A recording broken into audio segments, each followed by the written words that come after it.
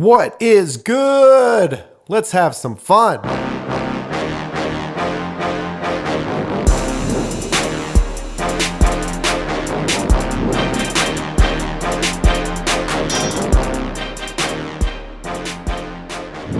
It's the Fundamism podcast with your host Paul J. Long and all things fun.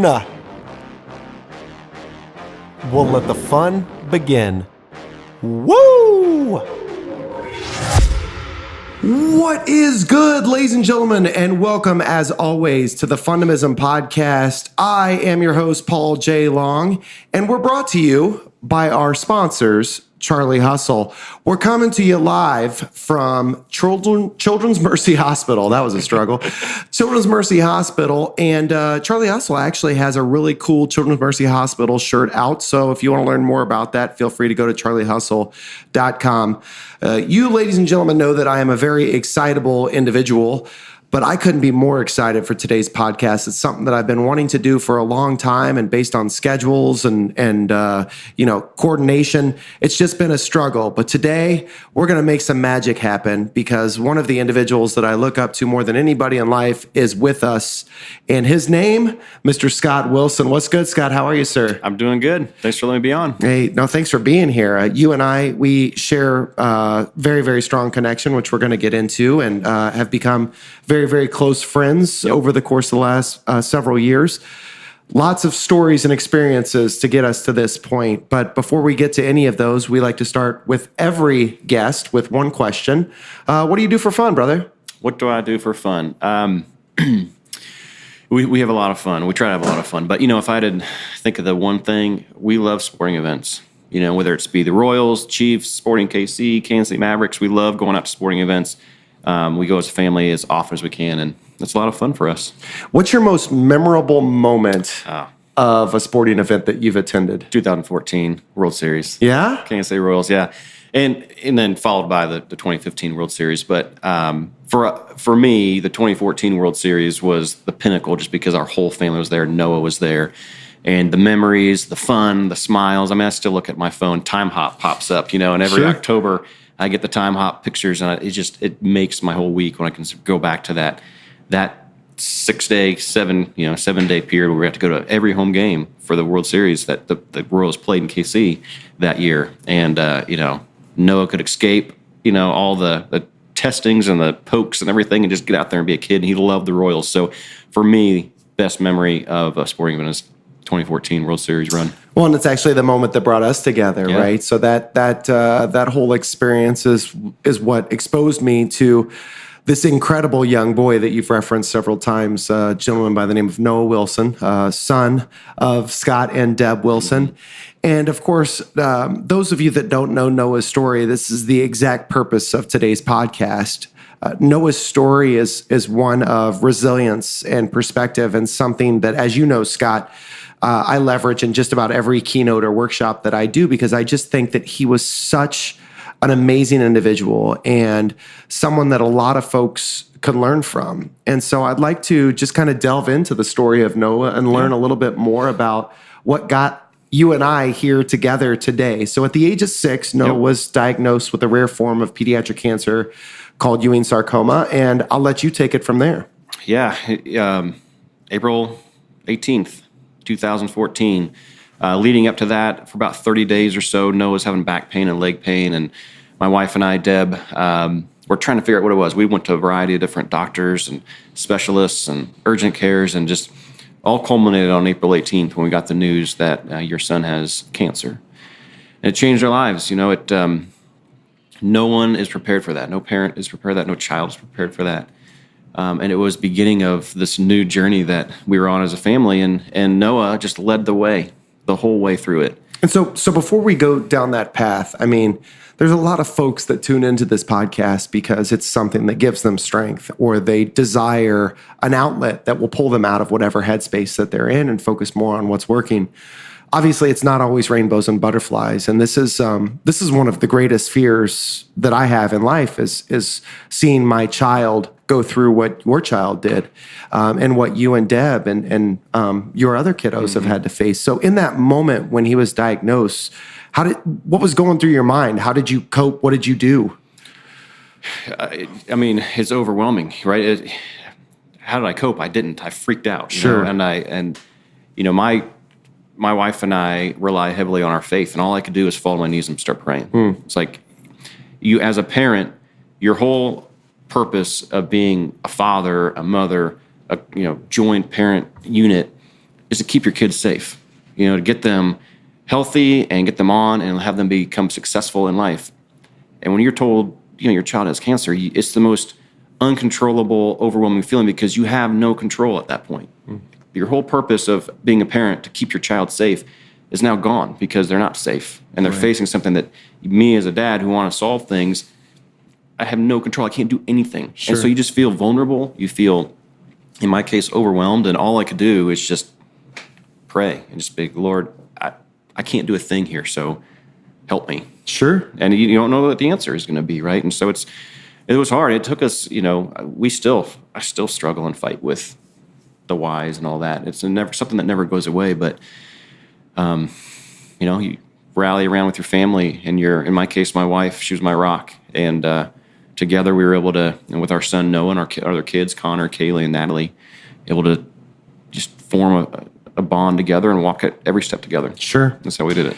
So for those of you tuning in today, this is not a pleasant topic, obviously. And, oftentimes we shy away from stories like this or feeling overly emotional to the point of tears. And as you listen to this story, if you're anything like me or those that attend, any of the conferences that I do, you're going to hear this story and you're going to shed a tear.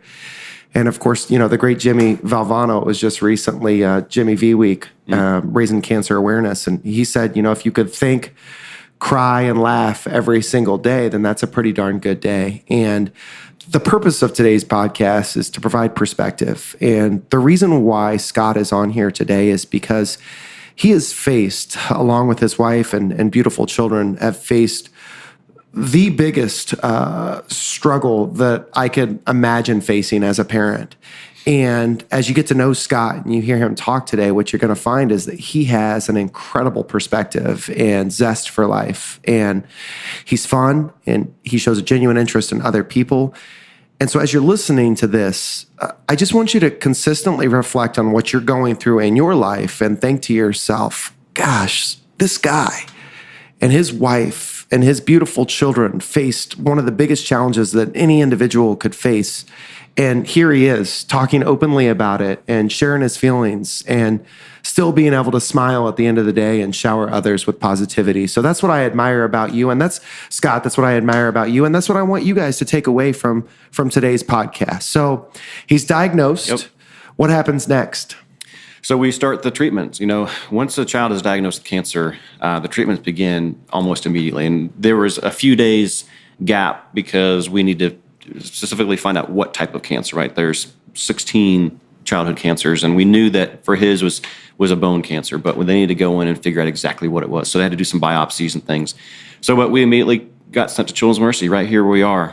And we were room 18, over on the 4 Henson cancer ward. And we spent that weekend there, and Noah began the treatment process. And, childhood cancer, any cancer, there's so many pokes, there's so many procedures, there's so many times that a child gets whisked away from their parents and they go in this room with doctors that they don't know, and it's overwhelming.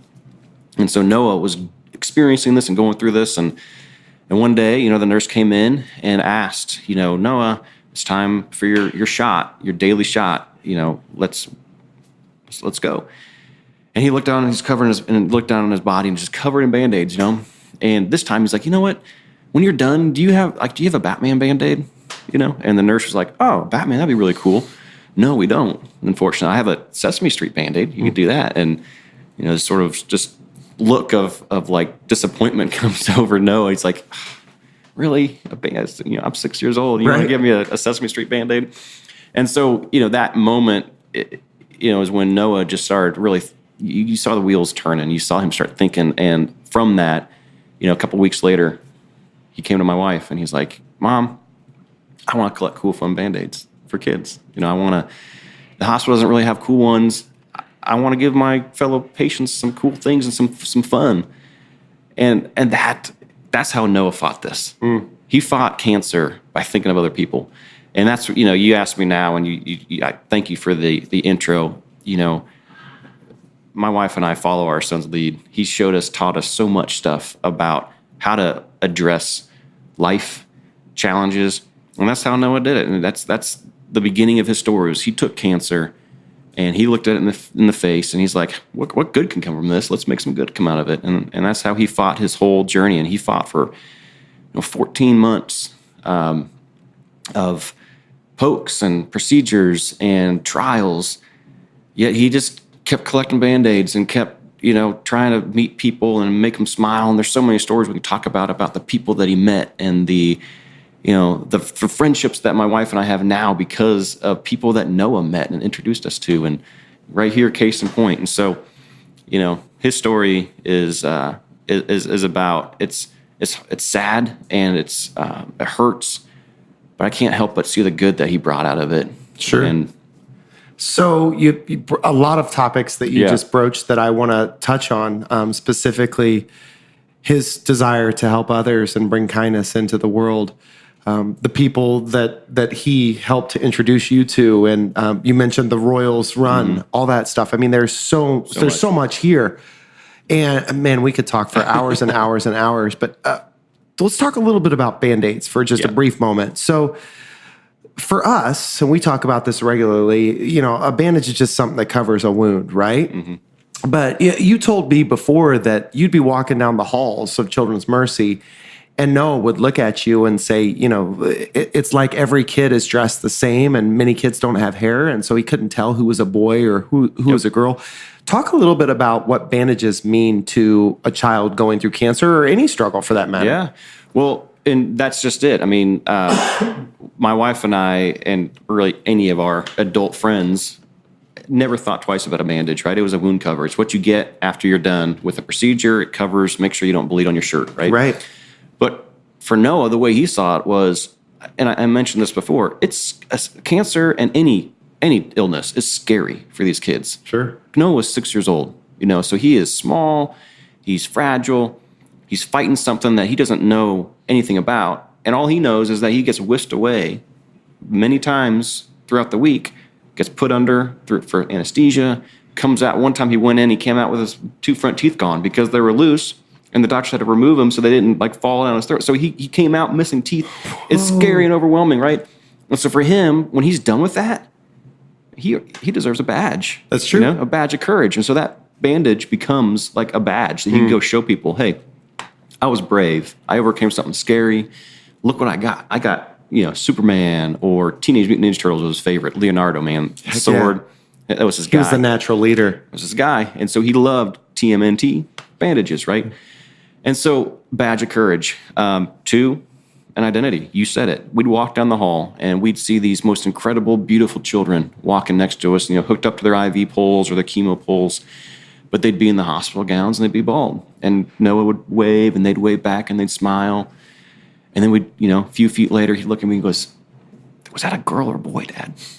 And I'd be like, I don't know, buddy. But they were happy and they're smiling. They're cool, aren't they? Right. He goes, yeah. And so he thought, man, if they had a bandage to express themselves, to share with people what they like, what they don't like, it's a way that they can differentiate themselves and express themselves. And so he wanted to fix that. And then I think the third part was just, cool bandage is fun. Yes. And these kids who are the most incredible children you'll ever meet in your life, who are fighting something that none of them deserve. They didn't do a thing, right? They're too young and innocent to have done anything to deserve what they have. Yet they fight it with such poise and grace and dignity. Man, if a bandage can bring a smile, that's fun. That's awesome. They deserve it. And so really those are the things that Noah taught us about a bandage that I think we as adults make things far too complex. And it took, looking at something through the eyes of a child to see how powerful something so simple as a bandage can be. So badge of honor. Yep. Differentiator. Something that's just fun. Fun. And that's Noah's Bandage Project, which we're going to get into here in a brief moment. But before we do, we talk a little bit more about what this icon, because really he's created such a legacy, Noah Wilson, here in Kansas City, and starting to go more nationally. We've forged some really strong relationships, and other hospitals and schools. They're doing Bandage drives all over the place. So I want to talk a lot more about that process. But before we do, fun is a word that jumps out at me, obviously, and I've seen countless videos of Noah, both while he was going through treatment and before he was going through treatment. And as adults, what we do is we have a tendency to kind of justify our behavior, and when we start acting too what folks may see as immature, we're adults, we got to tone it back, right? And that's the one thing I admire about kids is they don't think about that. They just live life. And that was Noah, man. He was always dancing and acting a fool, and he was somewhat of a natural introvert, based on some of the interactions that I had. But of course, my interactions are after diagnosis. So talk to us a little bit about his spirit and the way that he carried himself and the things that he did for fun. Oh man, he had a lot of fun. Every memory I can think of is Noah smiling and having a blast, no matter where it is. I remember when we were going to Disney World, right? And the week before we went to Disney World as a family, he fell at recess and cracked his head open. And he had to get staples in his head, and that experience is going to be something that's, again, he took it. He got home. He's like, "Dad, look at my staples," right? And he's showing me his staples in his head. And then that kept him from being able to go swimming and do all these fun things in Florida when we went down there. He still found ways on the side of the pool to be throwing stuff to his brother or his friend or whoever it is, and just turn it into a way that he could have fun. So that's him. He was the best funny face maker. Mm-hmm. He would make the funniest faces just at the most random times. And, a lot of the pictures that we have now of him are of him making a silly face. And he would, there was one video that my wife collected one day when I was at work. He was up on the bed with my wife, and they were talking, and he's like, "Hey, Mom, let's play a game. I want you to tell me an emotion, and I'll make the face for it." And so it's like 10, 12 minutes of him just saying, "Okay, happy." And he goes, "Happy, sad," makes a sad face. And he loved emotion, and he loved, expressing himself through facial expressions. And he would go from curiosity to excitement to fear to mad to happy, all these different emotions. He would just on the spot and make these little faces. And so, he found a way to have fun and everything. And he just, he wanted, it wasn't just about him though. It was about how can he make it fun for other people too. So, there's stories of him that I heard after the fact at lunch. He'd find that boy or that girl that was sitting by themselves, and he'd go sit with them, in kindergarten. Or he'd find that boy or girl on the playground that looked like they were by themselves, and he'd bring them over and have them, be part of what they want to do. So he was all about including people around him. And, he got in tussles with his siblings and stuff at times, and he had to be corrected from here and there, but he brought such peace everywhere that he went. And he could walk into a room and just, his presence there just made things better. Sure. And so that's Noah. I think his attitude, his outlook, that's what made him so much fun to be around, and what really carried him through these last stages of his life. Well, I think there's so much to take from this story, and one of which, we're always looking for things to get through the monotony of the day. And as you know, Fundamism, or the fundamentals of a fun and optimistic lifestyle. And I hear that, and I can't, the funny face deal, or not even funny face, like, give me an emotion and I'll show you the face. That's something that any one of us can do. Like, you're having a bad day at work and you say, "Hey, Scott, let's take 2.5 minutes. Give me an emotion, and I'm going to show you a face for it." And I know many of you are like, "Man, screw that. I'm 38 years old. I ain't 6." You know what I mean? Yeah. But how cool is that? And that, to me, is a fundamental of living an optimistic and fun life. Those are the little things that could pull you out of any rut. So it's not news to me that I was connected with Noah and then ultimately was brought or blessed to be connected with you and Deb. So let's talk a little bit about Brittany, because I know that happened here at Children's Mercy, and I know that is a perfect example of what you're talking about, where he's showering somebody else with something. So Brittany Kistner was a girl who is a warrior as well. She was faced with the challenge of fighting cancer, and they met here at Children's Mercy. What was that interaction like? Yeah. So, and we love Brittany and her family. We're still good friends with them, but it all started with Noah and her meeting in the playroom, right? We're in the teen room here, but over on the other side of the hall is the playroom for the kids that are not teenagers. And Brittany had just gotten a feeding tube, which is part of, the cancer fight. You lose a ton of weight because you don't want to eat. The side effects of the chemo drugs make it so that you get mouth sores and it hurts, and you don't want to eat, so you lose a lot of weight, and nor can you oftentimes keep the food down. And so a lot of kids get feeding tubes, and it's a tube that goes through your nose and goes all the way to your stomach, and at the end of it, that's where they pump different food stuff in through shakes and formulas. And Noah had just gotten his, like 3 or 4 days before. And so we're about a week into Noah having the feeding tube, and Brittany had just gotten hers. And Brittany was a teenager at the time, or 13, like just became one. So, trying to figure out where she fits in life, going through all those emotions already. And she's like, I am not going out of this room with a feeding tube in my nose because I don't want people to make fun of me and laugh at me. And Noah, he had his for a couple of days and started realizing the goodness that, you can get from it.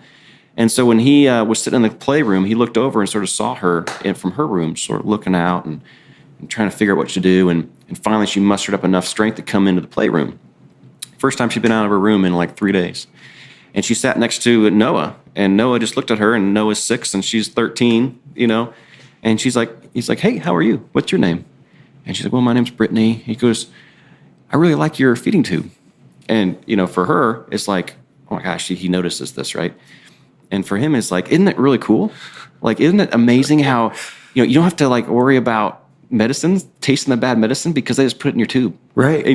And like sometimes I don't want to eat, but I like it because they can feed me when I'm sleeping. And so like I can sleep and get fed and I wake up, I can play.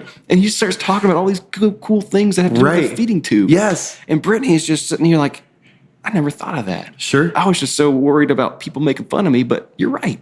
It is cool. It is fun. And it is helping me. I don't have to taste that nasty medicine, that chalk and all the different things that it tastes like. And they just form this friendship right there in that moment of just talking about feeding tubes, around a play table of I don't know, they were doing some craft. And so that's how we met Brittany. And to this day, we look at her and just remember that moment where they met and the bond they formed over something as, crazy as a feeding tube. And again, that's how Noah just tried to find ways to turn every situation he was in into a positive and find the good in it. And he did that with a feeding tube. Well, a perfect example of what can happen if you're just present and you start having conversations with other people. Because, oftentimes as we grow older, we see individuals and you can even feel their strife. Yeah. And instead of helping folks through that or sharing a kind word or asking an interesting question that's not about work, weather, or family, we shy away from those. But here you have this 6-year-old boy that's he's dealing with his own stuff, his own struggle that many people can relate to, and he's taken it upon himself because he's not in his head. He's not thinking about it. He's just being, right? Yeah. He's doing the things that come naturally. And I find that oftentimes we fight the things that come naturally because we're in our head. Mm-hmm. Oh, well, they probably don't want to hear me talk, or, I don't want to create an uncomfortable situation, or I'm scared that I won't know the answer that they're going to come back with and I won't be prepared to handle it, or whatever it may be. So this kid just is absolutely fascinating to me. And let's circle back. Let's talk about the Bandage project. So obviously the Batman, Band-Aids, Teenage Mutant Ninja Turtles. I didn't know that aspect because I'm a huge fan of Teenage Mutant Ninja Turtles. Who's your favorite Ninja Turtle? Michelangelo. Mine too. He's a party Why? Dude. Party dude, man. He just has fun everywhere he goes, right? And he's just the nunchucks. I mean, they're cool. Yeah, scatterbrain. He's the peacock of the group. Did you know that? I know that there's like different birds that represent different. That's right. Leonardo was the eagle. Eagle. Yeah. The eagle eyes and leader. Yeah. Yeah. Leonardo was his favorite. He has a bear that he got, one of those Build-A-Bears, and he called it Leo. Sure. And that bear went everywhere with him. I mean, inside the hospital, outside the hospital, Leo would go everywhere with Noah. And it was after Leonardo, the Teenage Mutant Ninja Turtle. Well, we're going to talk about why I brought that up. The last thing I want to talk about in reference to what you said, Brittany is faced with a challenge, something that she sees as negative, And here you got Noah, who's 6 years old, that comes up with several positives. I recently interviewed a gentleman by the name of Adam Carroll, and this one will probably air prior to his. But he talks about his mindset and why he's just constantly thinking about the good in life. And he said when he was a kid, his dad, whenever he came to his dad with something negative, he said that his dad forced him in that moment. He says, I want you to come up with 3 positive things about this negative that you just said. Mm-hmm. And I can't help but listen to Noah's story and specifically his interaction with Brittany and think to myself, gosh, he was modeling that behavior and it just came innately or naturally. And so that's one challenge that I have to you guys. You know, anytime you're faced with a challenge or frustration or whatever it may be, jot down a couple of positive things that could come from it or positive ways to look at it. Because you might find a different level of perspective when you do that, as Noah did on the reg. So he creates this bandage project. I mean, that day then he said, you know, I think that these bandages would be cool. He created a bucket and had, please donate fund bandages to Children's Mercy Hospital. What happened as a result of that? Yeah, so to go back, you know, he came downstairs, told my wife, Mom, I want to collect cool foam Band-Aids. But not only that, but he had gone and found a big blue toy bucket that was filled with Legos and stuffed animals and various things that he had gotten over the last couple of weeks. He dumped it out and he found a white piece of paper, wrote a sign all in blue crayon. If you have any Band-Aids, put them in this bucket for Children's Mercy. And he taped it on the side of it and he brought it down. He's like, Mom, I want to collect Band-Aids. And so my wife's like, okay, well, let's do this. Let's took a picture of it, put it on Facebook. We told our friends and our neighbors, hey, no one wants to collect cool, fun Band-Aids. You know, we'll put this bucket on our front porch and come by and drop off your Band-Aids if you got any. And we were thinking, you know, he'll collect, you know, maybe 100 boxes or so, or, you know, this would be really cool, and we'll take those to Children's Mercy. But I tell you, by the end of that first day of her post on that post, we had that bucket filled with Band-Aids from just neighbors, classmates, friends. By the end of the week, people were sharing that Facebook post all across, and we were getting emails from people in different states saying, where can I send Band-Aids? The thing just took off. Right. And that's, I mean, again, just the overwhelming, never anticipated this at all when Noah just had this little idea that it would turn into something that people are sharing. I mean, we had to open up a post office box at the UPS store because we're getting emails from people we don't know. What's your address? I want to send you, email or send you Band-Aids. And I'm like, I'm not going to give my address. Right, on Facebook. exactly. So we go down to the street and we're like, hey, our son's collecting Band-Aids and we need to have some place to send them. Will you give us like a discount or something? And they gave us like 15% off. And so we opened a post office box. But it just grew and the city got behind it. And Kansas City is I believe, the most amazing city in the U.S. Don't tell anybody. With the hearts. And, you meet the most incredible people here.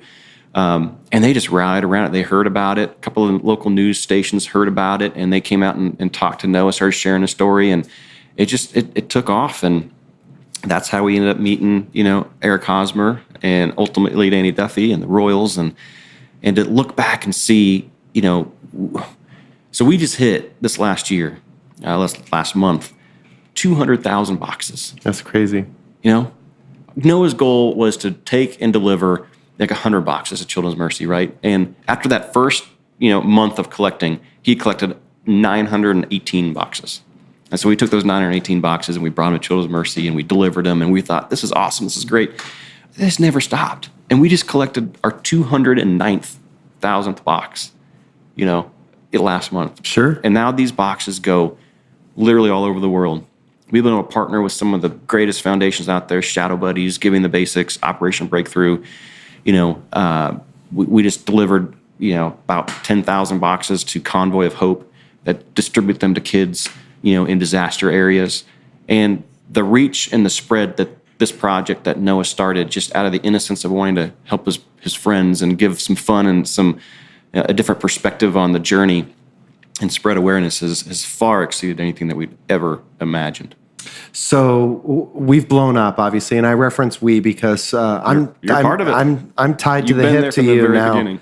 And we're going to talk a little bit about how we met and all of that jazz. But if you're an organization or an individual listening to this and you know of another organization that could benefit from receiving boxes of Band-Aids, and this isn't exclusive to kids going through cancer, any child struggling with something, these bandages go all over the world. Africa, we've sent boxes to California, to Australia, all over the place.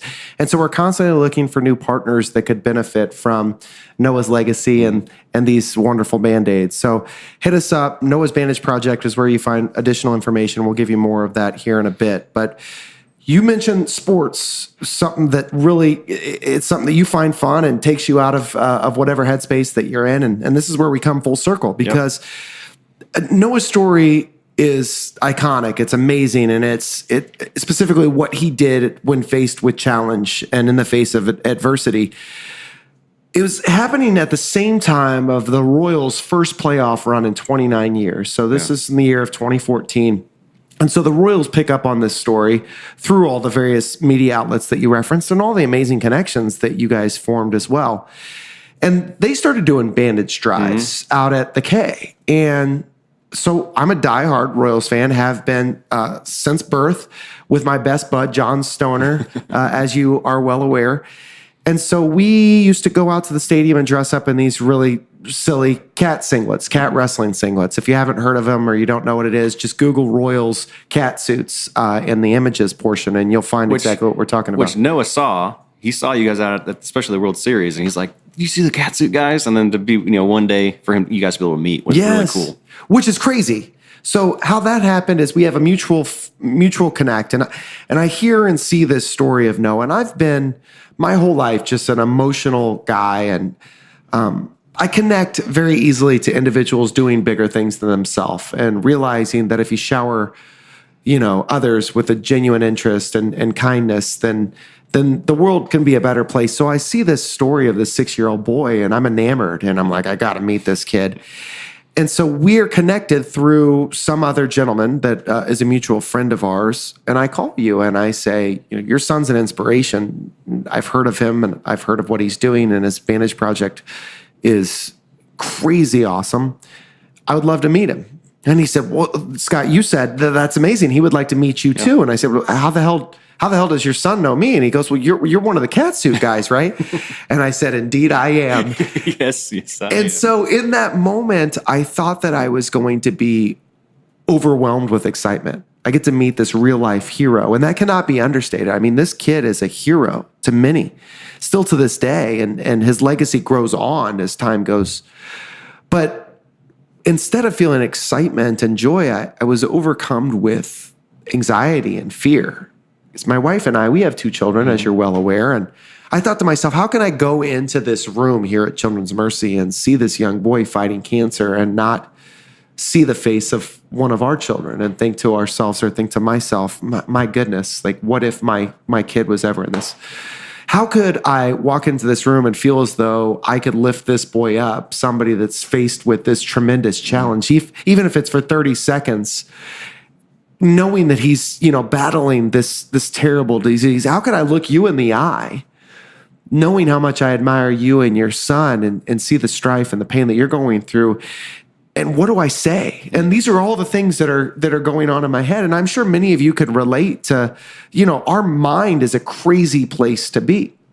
So I walk in, I take that negative energy, and I go straight up to you. And I see Noah, and he appears to be tired, and it's been a long day, burdensome, and I could feel that energy. And I go up to you and I say, how many guests have you had here today? And you said, I don't know, it's a 5 or 6. And I said, well, it looks like Noah's kind of having a bad day. Is he tired? Yeah, he's tired, but he's been looking forward to this. I said to you, maybe I should come back another day.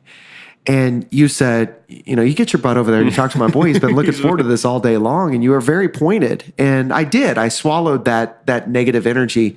And I sat down and I just started talking to him. Yep. The first question I asked him was about the Royals, and that little frown that he had, or that tired feeling, kind of it mitigated itself just a little bit, and he smiled. And we started talking about his favorite player, which is Eric Hosmer. And then I asked him about the crazy cats, and he smiles a little bit more. And then we start talking about Band-Aids and the Marvel Avengers. And I don't know if you recall, but we had that bow tie. that Hulk bow tie, because he's the strongest kid that I ever met. And in that moment, I realized the power that we have. If you ask questions and you create conversation about things that the people are passionate about and that give them hope and strength, you could pull them out of a lot of various spaces. And so not only did Noah and I did that for each other, because I was in my head and he was in the moment, all of a sudden this amazing moment is created. And that was the beginning.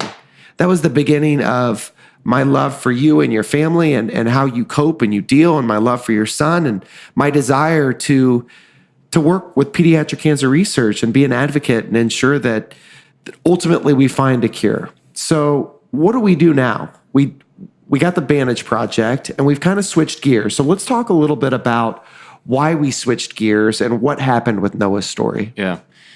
So the Bandage Drive was, the Bandage project was all about spreading fun and smiles and ultimately awareness, for the difference that you can make by something so simple, right? And Noah continued to fight. I told you he fought for 14 months. And ironically, we're at Children's Mercy right now. This room is the teen room, right? And this is where, because of the community sort of rallying around Noah and knowing his story and some of the news media following his story, we made the announcement in December of 2014 that Noah was in remission in this room. And so this is a very, special place for my wife and I. And here we are now, 3.5 years later, telling the story. But so we thought that he was done. We thought that he beat this. And this was December. He had to finish his treatment. So he had another 6 months of treatment, which, consisted of chemo every week and so forth. And so we continued to go through. And then May 12th was his last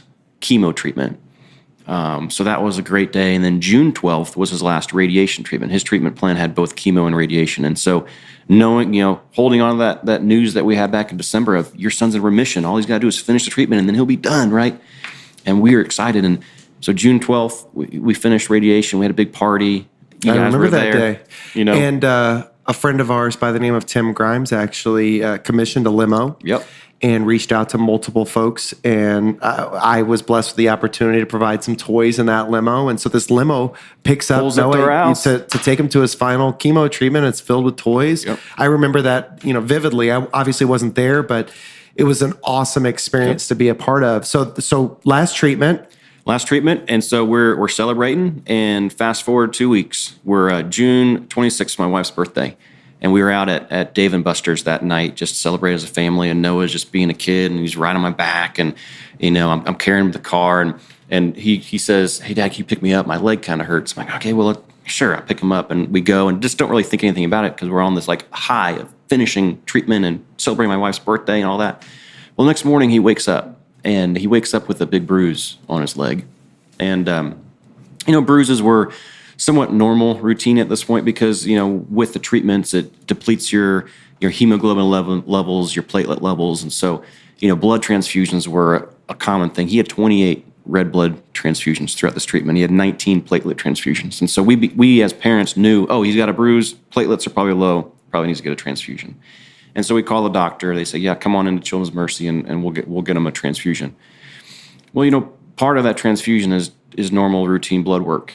And this particular day, this is June 27th now, he gets his blood work done, and the doctors come in, and they're kind of, concerned look on their face, and like, "Well, we did the blood work, and you're right, he needs platelets, but we also see a really high white blood cell blast count, which isn't typical with Ewing sarcoma patients. What Noah had originally was Ewing sarcoma, bone cancer.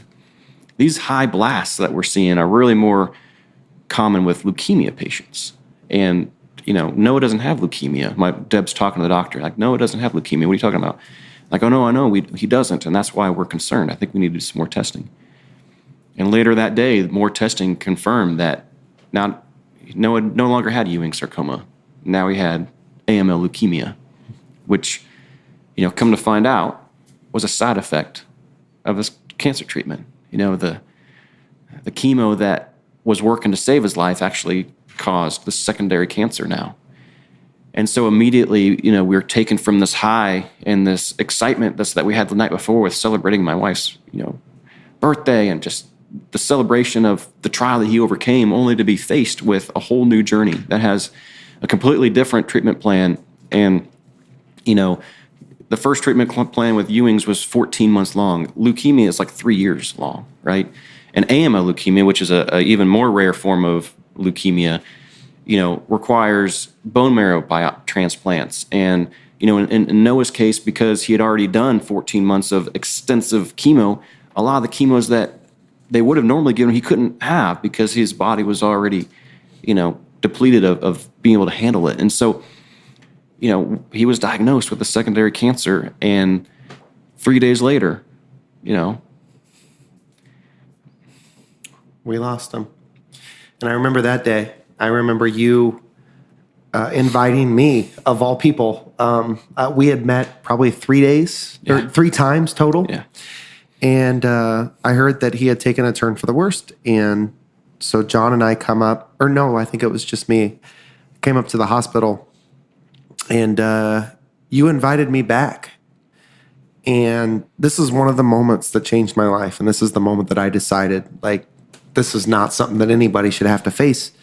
And so at this point, Noah's in a induced coma, right? If I recall. And Deb's laying on his bedside, holding his hand, and, obviously in a horrific emotional pain. And I remember you saying, talk to him, Paul.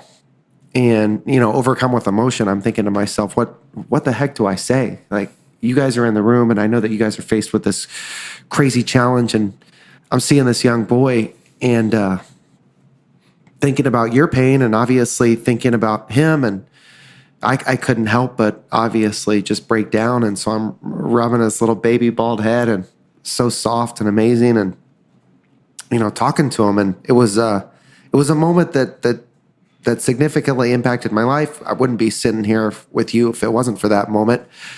But something amazing came out of that. Yeah. And that's when we, following his passing, we shifted gears. So we not only raise fund Bandages, but we collect money for pediatric cancer research. Yep.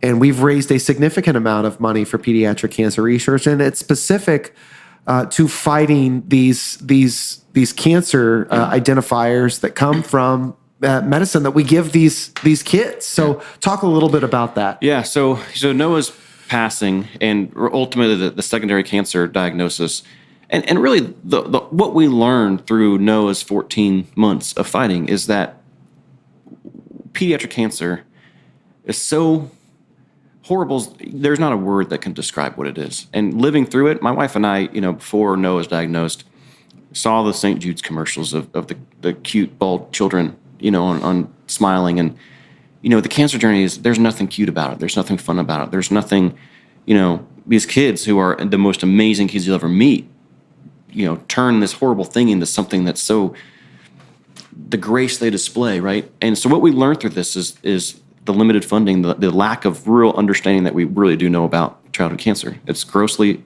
overlooked and underfunded.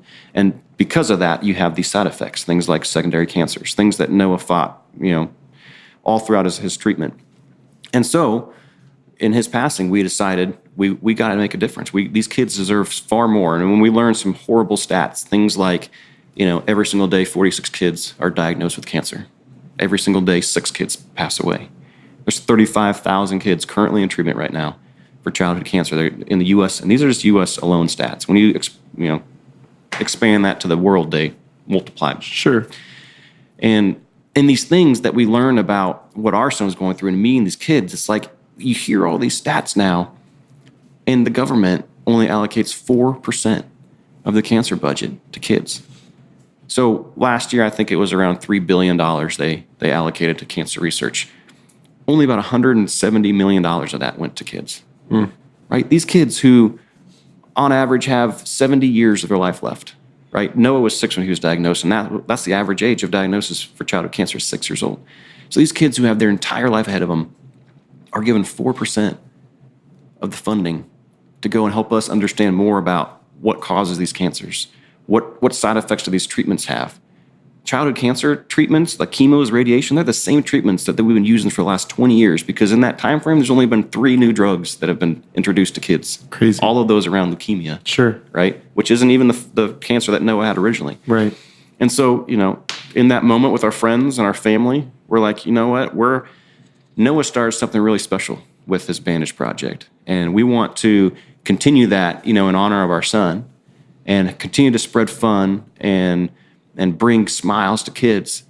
But we also want to help give back on the research side and make a difference and bring hope and give these kids who are fighting a disease that none of them deserve an opportunity to have a full, long life.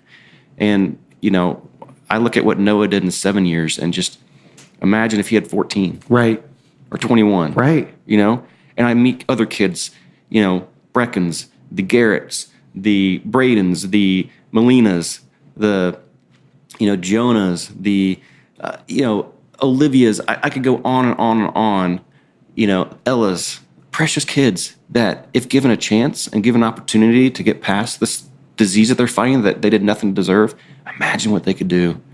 And so we raise money now, and we partner with Children's Mercy. All the money that we raise stays right here in Kansas City through Children's Mercy, so they can go and do the research to bring changes in treatment plans, diagnosis, the triggers that cause these different cancers. So far, we've been able to fund 3 different projects, and what's really cool about those 3, the first one we funded was a treatment or a trial that Noah himself was a part of. That's so and cool. We were able to continue it by funding the next phase of that. And then the last one that we're doing now is being done by Noah's primary oncologist, Dr. Guest. And so we try to fund not only research, but research that has a direct correlation back to, the cancers that Noah had, Ewing sarcoma and leukemia, trying to partner with people that Noah was partnered with. And, you mentioned we've raised a lot of money so far through the incredible generosity of the community, the world now, who, send donations, do Bandage drives, and do fundraisers. People like Danny Duffy. who and donates his wife, wife $1,000 per strikeout last year. Him and his wife, Sarah, man, they have the most incredible hearts. And last year alone, the year before, they donated $500 per strikeout. And he said, I want to, for every strikeout I throw, donate $500. And we invited the community to join him in this pledge. And they raised $65,000 that year. Right. But themselves, with the community, it was around $90-some thousand. And he came to me during the off season last year. He's like, you know what? That was cool, but it wasn't enough. We want to double it. And so this last year, they donated $1,000 a strikeout. And they helped us raise over $150,000 from him just going out there and pitching, doing his thing, And so the community, the people like the Duffys, incredible sponsors that we've been able to partner with through like the likes of like Firemont where I work and, Agape Montessori and all these different groups that we've been doing some incredible work with. We donated over $600,000 and have a $1 million commitment to Children's Mercy $1 million over commitment. a 5-year span. So Yep. Noah's Bandage Project, we have 2 primary goals. We raise fund bandages for kids going through it, and we raise money for pediatric cancer research. And ultimately, our goal is to provide a cure and hope for kids and parents going through it. So, in closing, a lot of things that we talked about today, the thing that really resonates with me in this story is, first of all, the willingness and ability of this 6-year-old boy to constantly put others before himself and bring joy and kindness and spirit and fun to just about every situation. I mean, this boy, and one thing that we didn't even talk about, is this boy changed the way that hospitals order supplies, at the age of 6 and 7, respectively. Yeah. What were we doing at the age of 6 and 7, respectively? I mean, I was being a knucklehead. Yeah, I'd playing with G.I. Joes or something. I don't know. Yeah. I mean, this kid, he changed the way that hospitals order supplies to the point where now hospitals do have these fun bandages at their disposal that they give out to kids in need. So the point of this podcast is to offer you some perspective and to realize that no matter what you're going through in life, somebody has it worse. And quite honestly, they're probably handling it better. You've heard me say that before. And the 6-year-old boy, I'm in awe of him. He changed my life and he brought you into my life, which I'm eternally grateful for. So if you're an organization that wants to learn more about Noah's Bandage Project, you want to partner with us in doing a Bandage drive, or you want to learn more about potentially donating money, or you want to be a recipient of Fun Bandage, then go to noahsbandageproject.com. The story is featured there. The story is also featured in my book, Fundamism, Connecting to Life Through F.U.N. The foreword is by Travis Kelsey. And the reason why he agreed to do that is because he believes significantly in helping the kids of our society. And a portion of proceeds are going to Noah's Bandage Project to fund pediatric cancer research and the support of Children's Mercy Hospital. So in closing, Scott, you're an individual that's been faced with an incredible amount of pain and strife and challenge, but yet here you are consistently with a smile on your face and love for others. How do you do it, man? I got an incredible wife and incredible kids, who give me so much joy and faith. We couldn't get through what we went through as a family, as a dad, as a husband, without the unbelievable faith of knowing that, everything in life good can come from, and that one day I'm going to see my little boy again, and I miss him more than anything, and I'd do anything to have him back. But knowing that he's free from the trials and pains of this world, and that he's never ever facing cancer again, and that he's in paradise, smiling, playing baseball every single day, hitting home runs with the Angels. Right. That gives me so much joy knowing that I'm going to be with him again one day. And so that's how we do it. Well, you're truly a joy to be around. I admire you more than I will ever be able to express. And I am blessed to have you as a friend and to be a part of such an amazing project. So noahsbandageproject.com. Thank you, as always, for tuning in. Thank you, Scott, for being a guest and telling this incredible story. We love you guys. Life is all about perspective. Go out, have some fun, shower others with kindness, find your Fundamism. Have a blessed day.